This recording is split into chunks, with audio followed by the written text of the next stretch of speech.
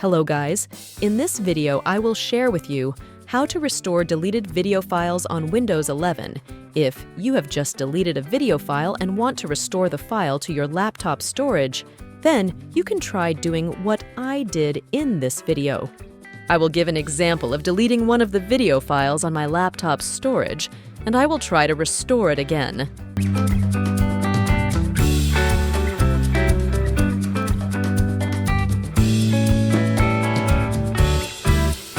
If you have just deleted the file, to restore it, you just press the Ctrl and Z keys.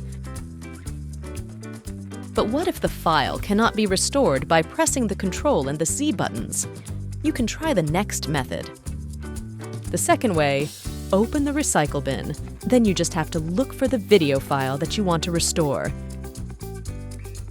You can filter to make it easier for you to find the video file.